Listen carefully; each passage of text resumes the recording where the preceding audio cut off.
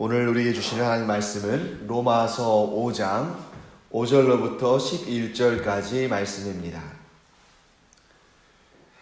네, 5절부터 11절까지 말씀을 우리가 전체를 한번 천천히 같이 읽어보겠습니다. 소망이 우리를 부끄럽게 하지 아니함은 우리에게 주신 성령으로 말미암아 하나님의 사랑이 우리 마음에 부은 바 됨이니 우리가 아직 연약할 때에 기약대로 그리스도께서 경건하지 않은 자를 위하여 죽으셨도다. 의인을 위하여 죽는 자가 쉽지 않고 선인을 위하여 용감히 죽는 자가 혹 있거니와 우리가 아직 죄인 되었을 때에 그리스도께서 우리를 위하여 죽으심으로 하나님께서 우리에 대한 자기의 사랑을 확증하셨느니라. 그러면 이제 우리가 그의 피로 말미암아 의롭다 하심을 받았으니 더욱 그로 말미암아 진노하심에서 구원을 받을 것이니 곧 우리가 원수 되었을 때에 그의 아들의 죽으심으로 말미암아 하나님과 화목하게 되었은즉 화목하게 된 자로서는 더욱 그의 살아나심으로 말미암아 구원을 받을 것이니라. 그뿐 아니라 이제 우리로 화목하게 하신 우리 주 예수 그리스도로 말미암아 하나님 안에서 또한 즐거워하느니라. 아멘. 여러분, 성경은 제가 이제 이전에 또 성경 공부를 할 때도 여러 번 말씀을 드렸습니다만 성경은 역사 순서대로 이렇게 그 순서대로 모여진 것이 아니고 어떤 장르별로 묶여져 있다고 말씀을 드렸죠. 그렇기 때문에 이 성경이 어떤 지금 우리가 보고 있는 이 성경이 특히 이제 로마서가 어떤 장르로 구분이 되느냐 하는 것을 우리가 좀 파악한다면 성경을 이해하는 데 훨씬 더 도움이 됩니다. 예를 들면 이제 역사서 같은 경우는 역사적인 사건들을 진술하기 때문에 쭉 이렇게 읽어나가도 그렇게 이해하는 데 별로 어려움이 없을 거예요. 왜냐하면 우리의 일상생활에도 담겨있는 그런 역사들, 그런 사건들을 이해하는 그런 것과 같은 방식으로 이해를 하면 됩니다. 반면에 이제 특별히 이 서신서들, 오늘 우리가 보고 있는 로마서 같은 이 서신서들은 교리에 관한 내용들이 아주 풍성히 담겨 있습니다. 그래서 지금 여러분과 제가 5절부터 11절까지 읽었습니다만 사실 우리가 모르는 단어 없습니다. 그리고 여기에 나와 있는 개념들 가운데서도 여러분과 제가 모르는 개념들이 별로 없을 거예요. 그런데 아마 저도 그랬는데 여러분도 마찬가지이실 거라고 생각됩니다. 한번 쭉 읽었다고 해서 그 내용들이 또 그 가르침들이 그 교리들이 한 번에 다 이해되지는 않으실 거예요.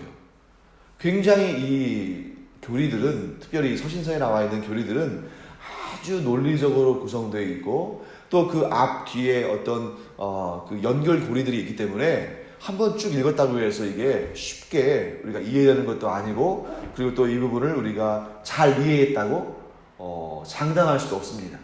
그렇기 때문에 저는 어떤 방식을 쓰냐면 앞쪽에 이제 역사서, 예를 들어서 여호수아서랄지 또 열왕기상이랄지 역대사사랄지 이런 책들은 쭉 그 사건이 어떤 사건인지를 앞에서부터 쭉 이어서 가면서 읽어나가면 그 사건을 이해하는 데 도움이 되죠. 반면에 이렇게 교리들이 담겨있는 이런 서신서들은 표기를 하면서 읽으면 좋습니다. 그래서 지금 여러분과 제가 읽고 있는 이 성경책은 막 이렇게 도형을 그려가면서 표기하는 것이 좀 어려울 수 있어요. 왜냐하면 글씨도 작고 지면도 이렇게 한정되어 있고 또 이렇게 지금 막 이렇게 뭘 이렇게 표기를 해놨다가 나중에 이 성경을 볼 때 오히려 그 표기한 것이 성경을 읽는데 지장을 줄 수도 있거든요. 그래서 제가 사용하는 방식은 조금 불편할 수 있지만 이렇게 본문을 뒤에 보일지 모르겠네요. 이렇게 본문을 크게 좀 이렇게 프린트를 하는 겁니다. 본문을 좀 이렇게 크게 프린트를 하면 아무래도 여백도 생기고 글씨도 크잖아요. 그러면 여기에다가 이렇게 도형들을 쓰는 거죠. 네모표도 하고 동그라미도 하고 세모표도 하면서 이 문장이 어떻게 논리적으로 구성되어 있는지를 우리가 손으로 직접 표기하면서 눈으로 확인하면 훨씬 더 이 문장들의 구조와 전체적인 이런 패턴들을 우리가 눈으로 보면서 이해할 수 있습니다. 그래서 제가 이제 여러분 이 로마서를 강의하면서 계속 이 부분이 이 부분과 대칭을 이루고 이 부분은 이 부분과 대조를 이루고 이런 말씀을 드리잖아요. 그렇게 하면 이 논리들을 더 잘 이해할 수 있고 그 논리들을 잘 이해하면 무엇을 의미하는지를 더 우리가 쉽게 파악할 수 있기 때문입니다. 그래서 이제 할 수 있는 만큼 한번 해보겠습니다. 이제 한 구절 한 구절. 사실 이 교리에 관련된 교리를 품고 있는 이 서신서들은 한 절, 즉 한 문장 가지고도 사실 뭐 몇 시간씩 우리가 공부를 해야 되는 그런 상황도 있지만 새벽 시간이니까 우리가 조금 더 빨리 진행을 하도록 하겠습니다. 먼저 5절 한번 보겠습니다. 5절 보시면 소망이 우리를 부끄럽게 하지 아니함은 우리에게 주신 성령으로 말미암아 하나님의 사랑이 우리 마음에 부은 바 됨이니. 네, 언뜻 봐서는 뭐 어려운 단어 없죠? 예, 굉장히 깊은 뜻들을 가지고 있습니다. 먼저 처음부터 우리가 봐야 돼요. 소망이 우리를 부끄럽게 하지 아니함은 했는데 여기서 소망이 무엇일까? 자, 이 소망이 무엇일까? 지금 우리가 보고 있는 이 문장의 그 절의 내용들을 그 절 내에서만 파악하면 안 됩니다. 그 앞뒤의 그 문맥을 통해서 파악해야 되는데 그렇다면 여러분 당연히 이 5절에 나와 있는 소망은 그 앞에서부터 이어지겠죠. 그 앞에서 이어진다면 4절을 봐야 되지 않겠습니까? 인내는 연단은 소망을 이루는 줄 알미로다. 이렇게 되는데요. 여러분 이 소망, 과연 이 소망이 무엇일까? 소망이 우리를 부끄럽게 하지 아니한다 하는 것인데요. 이 소망은 장차 어떠한 일이 이루어질 것을 믿는 믿음에서부터 출발하죠. 장차 어떤 일이 이루어질 것을 믿지 못하는데 미래에 대한 어떤 생각을 품는 것을 뭐라고 하냐면 망상이라고 합니다. 망상은 뭐예요? 아무 근거도 없는 거예요. 아무 근거도 없이 아무 믿음도 없이, 물론 지금 믿음이라는 것 자체가 보이지 않는 것을 믿는 겁니다만 망상은 뭡니까? 그것이 이루어질 것이라는 어떤 보증도 어떠한 가망성도 없는 겁니다. 근데 소망은 무엇입니까? 그것이 이루어질 것이라는, 즉 지금 이미 이루어진 것은 아니지만 장차 이루어질 일들에 대한 믿음과 기쁨을 갖는 것입니다. 자, 그 소망이 우리를 부끄럽게 하지 않는다. 즉 우리가 어떤 것에 대한 믿음을 가지고 있고 그것이 우리 안에서 이루어질 것이라는 그러한 미래에 대한 마음의 기쁜 뜻을 가지고 있는데 그것이 우리를 부끄럽게 하지 않는다. 이 얘기는 뭐냐면 이 사도 바울이 주로 사용하는 용어들의 뜻을 우리가 알고 있어야 됩니다. 부끄럽게 하지 않는다. 여러분 이전에도 이 말씀 들어본 적 있지 않습니까? 우리가 잘 알고 있는 말씀이죠. 자, 내가 복음에 대해서 부끄러워하지 않는다. 그 얘기는 무엇입니까? 복음은 부끄러운 것이 아니다. 이게 사도 바울의 주장이었는데 오늘 5절의 말씀을 보니까 그 비슷한 내용이 등장하죠. 소망이 우리를 부끄럽게 하지 않는다. 자, 이 부끄럽게 하지 않는다. 이 부끄럽다는 것은 뭐냐? 부끄러운 것은 실체가 없는 허울을 의미합니다. 이것이 실체가 없는 것. 우리를 부끄럽게 한다. 무엇인가가 부끄럽게 한다 할 때 이 부끄럽다는 의미는 있지도 않은데 있는 것처럼. 실체가 없는 허울. 말만 있는 것. 즉 다른 말로 하면 능력이 없는 것입니다. 이 소망이 우리를 부끄럽게 하지 않는다는 얘기는 뭐예요? 이 소망, 우리가 품고 있는 이 소망은 실체가 없는 허울이 아니라 분명한 실체가 있는 것이다. 그것도 사람이 실체가 되어서 보장하는 것이 아니라 누가? 하나님께서 실체가 되셔서 보장하는 것이기 때문에 이 소망은 우리를 부끄럽게 만들지 않는다는 겁니다. 예를 들어서 여러분 제가 여러분들에게 공수표를 막 이렇게 뿌린다고 생각해 보세요. 이 공수표가 뭐예요? 말만 번지르르 하지 그 어떠한 능력도 없는 거잖아요. 이게 마치 뭐와 같냐면 부도난 수표와 같은 것입니다. 부도난 어음 같은 것이죠. 제가 여러분들에게 무엇인가 약속해 놓고 부도난 어음을 드린다고 해보세요. 그러면 저도 부끄럽고 여러분도 부끄러운 겁니다. 왜? 너무 이것이 서로 간의 신뢰도 무너지고 실제로 말만 그렇게 번지르르 하게 했지 실제로는 나에게 유익도 없고 또 서로 속이고 속인 바 되었으니 부끄러울 수밖에 없죠. 또 부끄러우면 어떻게 됩니까? 숨게 되겠죠. 그러니까 여러분 공수표를 남발한 사람이 부도난 수표를 준 사람은 당연히 도망치고 숨게 되지 떳떳하게 백주대낮에 얼굴을 드러내놓고 다닐 수 없습니다. 만약에 백주대낮에 얼굴을 드러내놓고 산다면 정말 그런 사람들을 향해서 우리가 뭐라고 합니까? 얼굴이 두껍다고 말하죠.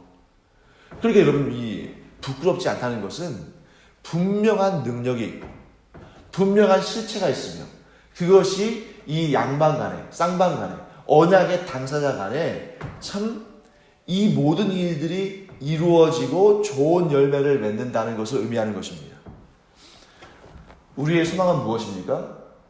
우리가 그리스도 예수의 보혈의 피로 구원을 받았으며 장차 우리가 그의 피로 말미암아 영생의 구원에 이르며 또한 이 땅에서부터 하나님과 화평을 이뤘을 뿐만 아니라 우리가 이 땅을 떠날 때에 우리와 화평을 이루신 그 하나님의 나라에서 영생의 복락을 누린다. 이것이 우리의 소망 아니겠습니까? 그런데 그 소망이 우리를 부끄럽게 하지 않는 것은 그것이 반드시 이루어질 것이 하나님에 의해서 확증되었다는 것을 말하고 있는 것입니다.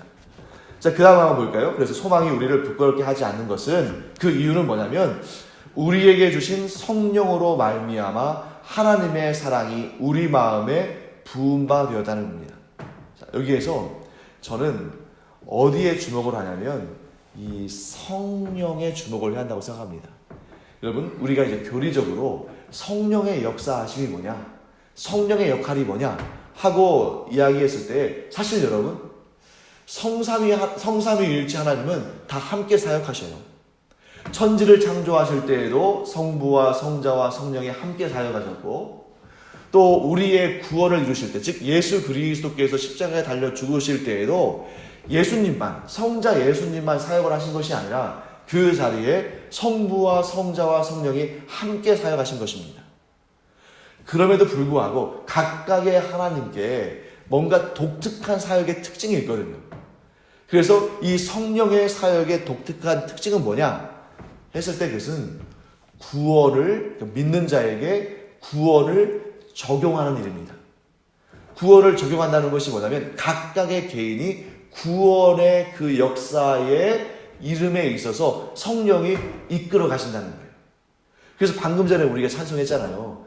주 예수 내가 알기 전 하나님께서 나를 먼저 사랑하셨다 할 때에 그게 바로 성령의 역사의 시작입니다.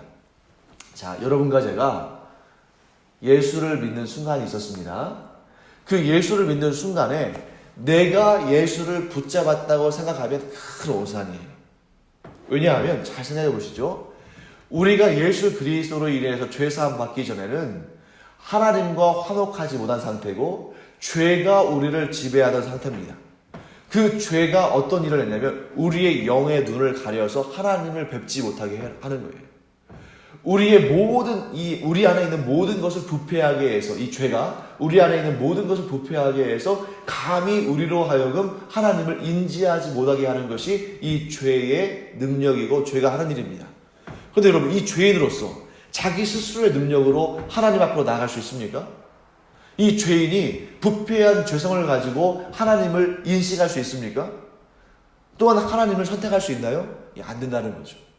그러니까 부패한 인간의 죄성은 결코 스스로 하나님 앞에 나아갈 수도 없을 뿐만 아니라 또 이 부패한 이 인간이 죄악을 품고서 이 죄의 문제를 해결하지 않고서 하나님 앞에 나아가면 영벌의 죄를 받을 수밖에 없는 거죠. 영벌에 처할 수밖에 없는 겁니다. 그렇기 때문에 우리가 스스로 하나님을 택한 것이 아니고 성령께서 우리 안에 들어오셔서, 즉 우리가 아직 죄인 되었을 때 성령께서 우리 안에 오셔서 우리의 마음을 닦아 놓으시고 우리의 마음밭을 갈아 놓으시는 거죠. 그러니까 정작 우리가 예수님에 대해서 듣기도 전에, 정작 우리가 교회의 발을 듣기도 전에 이미 성령께서 우리 안에 들어오셔서 사전 작업을 하고 계셨다는 것입니다. 그래서 그 성령으로 말미암아 하나님의 사랑이 우리 안에, 우리 마음에 부음받았다. 즉 우리가 어떠한 의로운 행위로 말미암아 하나님의 은혜를 받게 된 것이 아니고 우리가 어떤 공로를 세움으로 말미암아 복음의 역사를 우리가 경험할 수 있는 정당한 신분을 취득한 것이 아니라 우리가 아무것도 알지 못할 때, 우리가 여전히 죄 가운데 있을 때, 심지어 우상을 섬기고 있을 때, 우리가 우리 자신을 주인으로 섬기고 있을 그때에 성령께서 하나님의 사랑을 우리 마음에 부어주셨다는 거예요. 사랑하는 성도 여러분, 그렇기 때문에 여러분, 성령의 역사를 우리가 어떻게 이해해야 되냐면, 복음을 우리 안으로 주입하시는 그 역사가 성령으로 말미암아 이루어졌다는 것입니다. 그러므로 우리가, 여러분과 제가 이 성령의 하신 일을 알게 되면 이전에는 복음을 부끄러운 것으로 여긴 거예요. 성령께서 우리 안에 들어오셔서 이런 역사를 하신 것을 우리가 알지 못하면 우리가 이 성령의 하신 일들을 모를 때에 이 복음은 부끄러운 것입니다. 왜냐하면 예수 그리스도께서 우리를 위해서 죽으셨다는 것을 우리가 인지하지 못하고 믿지 않는다면 기독교의 복음은 너무 이상한 것이죠. 그래서 많은 사람들이 우리가 복음을 증거할 때 그들 안에 성령의 역사가 없기 때문에 복음을 부끄러운 것으로 여기고 복음을 하찮은 것으로 여기고 값싼 것으로 여기는 것입니다. 하지만 이제 지금 사도 바울이 그런 거예요. 사도 바울이 이전에 성령의 역사를 경험하지 못했을 때에는 그에게 있어서는 복음은 부끄러운 것이고 복음은 가증한 것이고 복음은 헛된 것이기 때문에 이 예수 그리스도의 복음을 믿는 자들을 어떻게 해서든지 간에 그들의 입을 막고 그들을 어떻게 해요? 막 학대하고 박해하면서 그들의 그 안에 있는 복음에 대한 신앙을 무너뜨리려고 그렇게 애를 썼습니다. 그런데 이제 사도 바울이 이 성령의 역사를 경험하고 보니까 어떤 고백이 그의 입에서 나오는 겁니까? 복음은 부끄러운 것이 아니다. 우리가 가진 이 소망은 부끄러운 것이 아니다. 왜냐하면 이것은 사람에 의해서 진행되는 것이 아니라 전능하신 하나님께서 이루시는 일이고 성령께서 우리 안에 역사하시는 일이기 때문에 그 누구도 이 역사를 깨뜨릴 수 없다. 이 역사를 없이 할 수 없다. 이 역사는 반드시 이루어지고 반드시 선한 열매를 맺기 때문에 이것은 우리가 자랑할 일이지 결코 부끄러워할 일이 아니다 라고 말하는 것입니다. 사랑하는 성도 여러분, 우리가 복음의 삶을 살며 복음을 전파할 때 이 말씀을 우리가 반드시 붙잡고 나가야 됩니다. 우리 안에 우리가 예수 그리스도를 믿게 된 것은 내 선택이 아니고 성령께서 우리 안에 들어오셔서 역사하시기 때문이에요. 즉 우리가 복음을 증거할 수 있는 힘을 얻는 것은 성령께서 내 안에 들어오셔서 나와 함께 하시기 때문이지 내 힘과 능력으로 나가서 전도하는 것이 아닙니다.